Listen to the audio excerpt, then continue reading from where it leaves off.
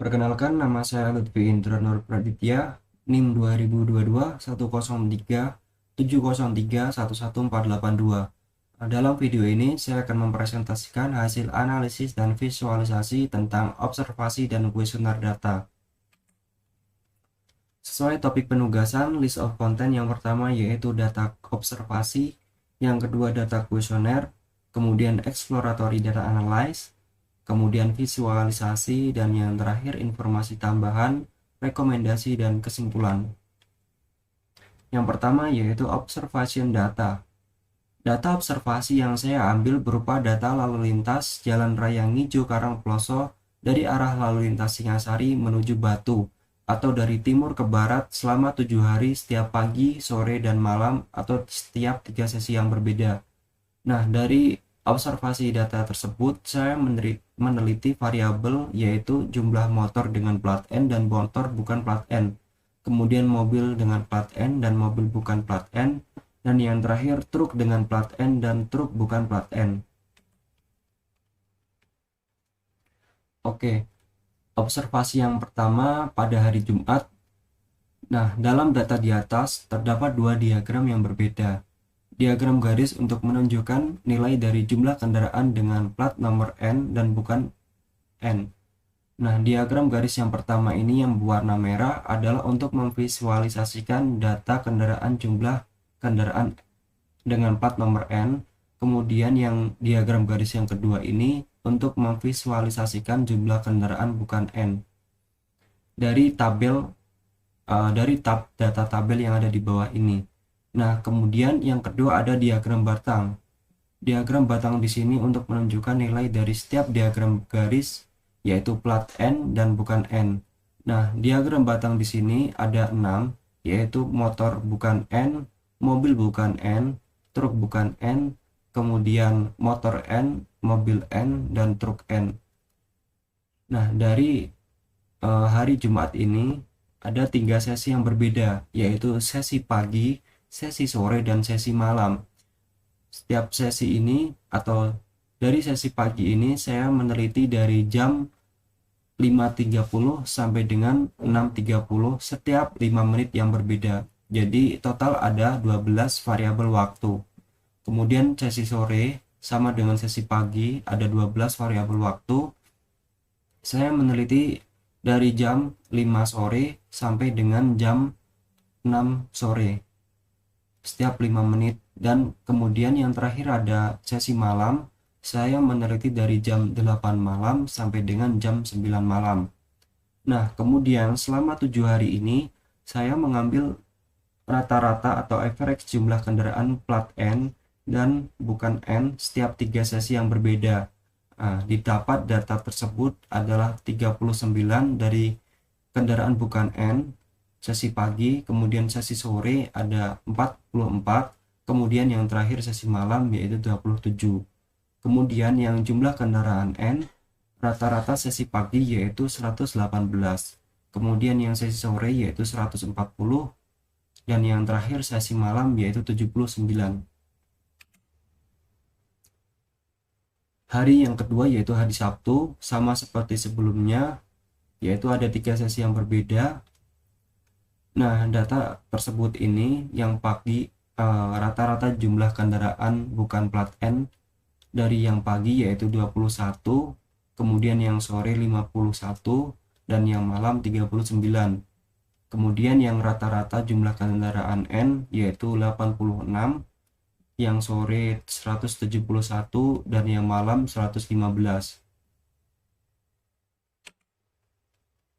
Kemudian pada hari Minggu ini data dari kendaraan bukan N yang sesi pagi adalah 21, kemudian rata-rata kendaraan bukan N sesi sore adalah 32, dan yang terakhir malam 27. Kemudian yang kendaraan N dalam sesi pagi ini adalah 83, kemudian yang sesi sore adalah 122, dan yang kemudian sesi malam adalah 102. Kemudian hari Senin yang sesi pagi ini adalah 31 untuk kendaraan bukan N, Kemudian rata-rata yang kedua sesi sore 32, yang malam 26. Kemudian yang jumlah rata-rata kendaraan N atau yang grafik merah ini yang sesi pagi yaitu 120, sesi sore 157, dan sesi malam 102. Yang hari Selasa atau hari berikutnya rata-rata kendaraan bukan N sesi pagi yaitu 33, sesi sore 34, dan sesi malam 39. Kemudian rata-rata kendaraan N sesi pagi yaitu 131, sore 177, kemudian yang malam 99.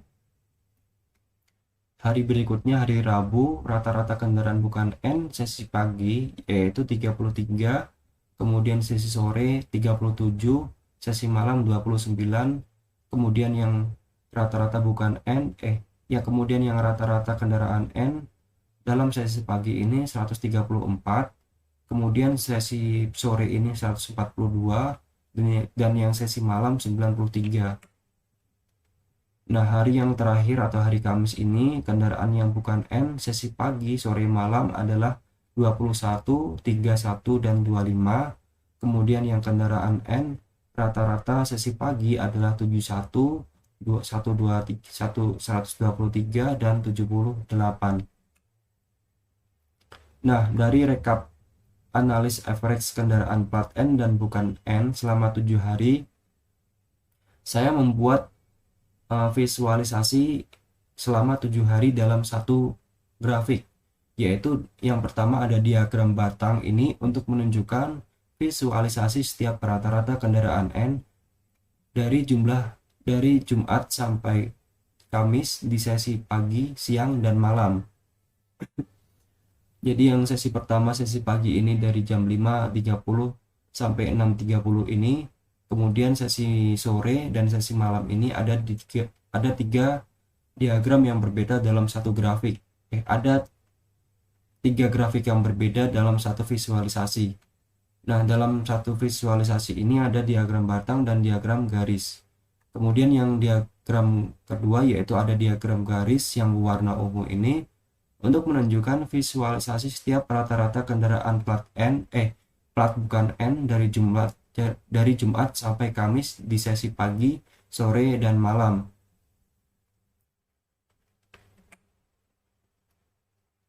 Kemudian yang terakhir ada informasi tambahan tersebut yaitu dalam observasi saya yang tidak ada di data adalah informasi cuaca.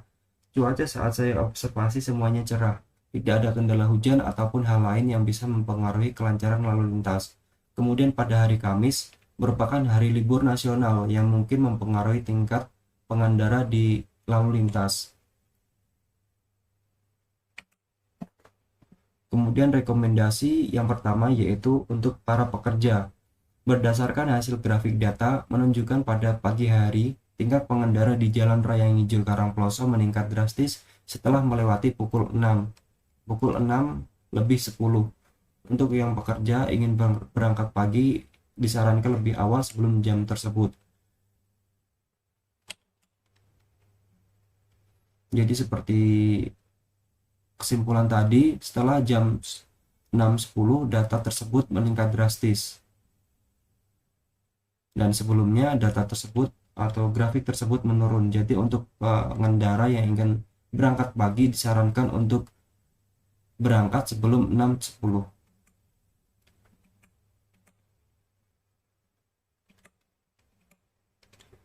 Kemudian yang rekomendasi yang kedua yaitu untuk traffic police setelah pukul 6:10 karena lalu lintas pagi hari mulai memadat dan tidak adanya rambu lalu lintas di dekat perempatan Jalan Raya Ngijo Karangploso, diharapkan kepada polisi lalu lintas dan sejajarnya untuk mengatur dan memberikan kemudahan akses bagi pengendara yang melintas.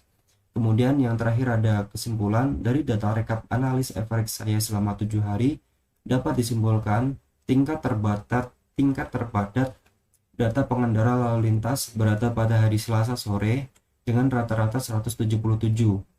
Selasa sore 177 ini adalah merupakan data terpadat dari seluruh hari, dari 7 hari tersebut berada pada hari Selasa. Kemudian tingkat lalu lintas terendah berada pada hari Kamis karena hari Kamis tersebut merupakan hari libur dan hari normalnya pada hari Minggu pada pagi hari dengan 83 kendaraan N dan 21 kendaraan bukan N yang melintas.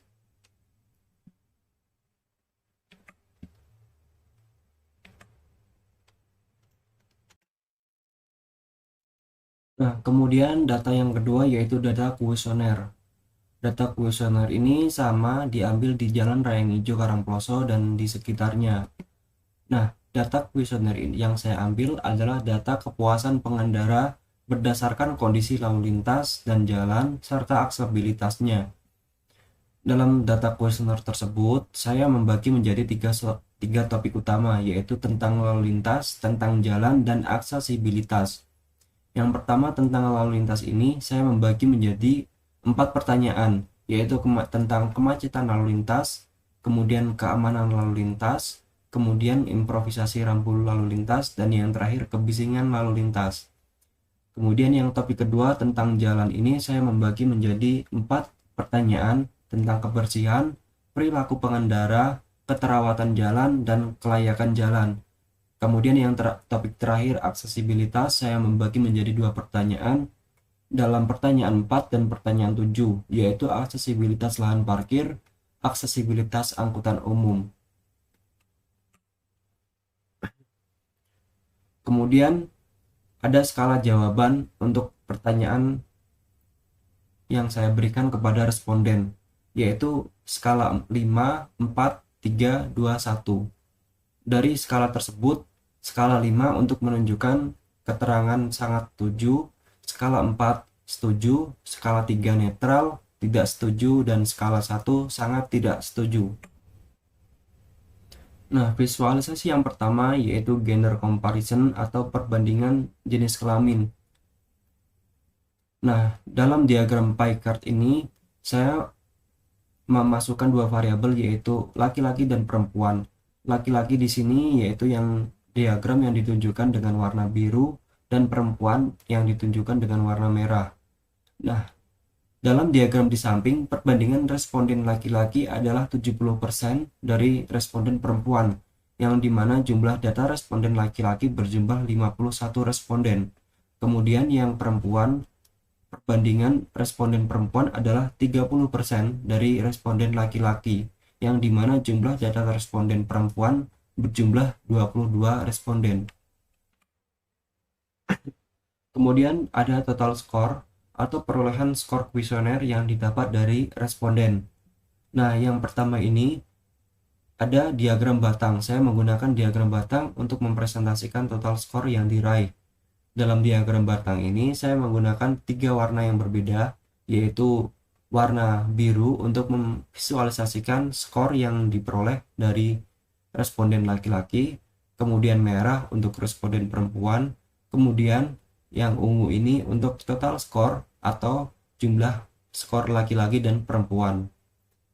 Di sini ada 10 pertanyaan.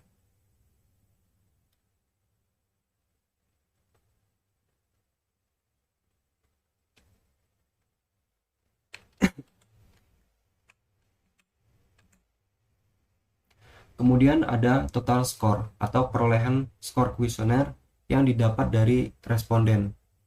Nah, di sini saya menggunakan diagram batang untuk memvisualisasikan skor yang diperoleh.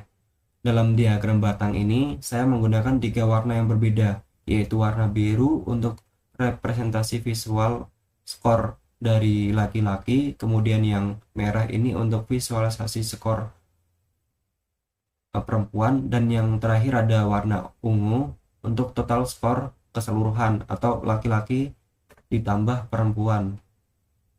Nah, dari data visualisasi diagram tersebut diperoleh dari penjumlahan skor 1 sampai dengan 5 setiap responden berdasarkan pertanyaan 1 sampai dengan pertanyaan 10, dengan skor tertinggi berada pada pertanyaan 6 dan skor terendah pada pertanyaan 8 dengan perolehan skor 218.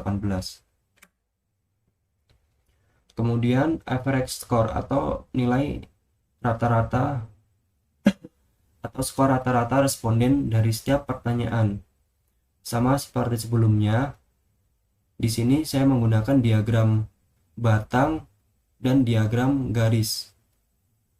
Diagram batang ini untuk menunjukkan skor laki-laki, untuk menunjukkan rata-rata laki-laki yang berwarna biru dan rata-rata perempuan yang berwarna merah, serta diagram garis yang menunjukkan jumlah keseluruhan dari rata-rata perempuan dan rata-rata laki-laki.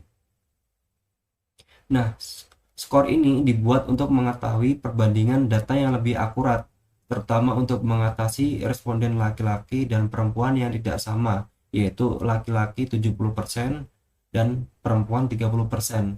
Dengan ini, perbandingan akurasi data setiap pertanyaan responden laki-laki dan perempuan dapat diketahui secara akurat.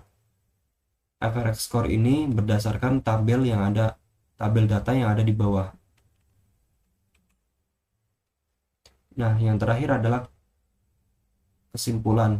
Additional informasi atau informasi tambahan dari hasil data kuesioner. Yang pertama, salah satunya adalah informasi cuaca yang saya gunakan saat meneliti kuesioner, yaitu informasinya cerah, tidak ada kendala. Kemudian status responden atau responden yang saya teliti yaitu responden di sekitar jalan seperti area parkiran Indomaret, Alfamart, toko-toko kecil, dan di sekitar pedagang kaki lima.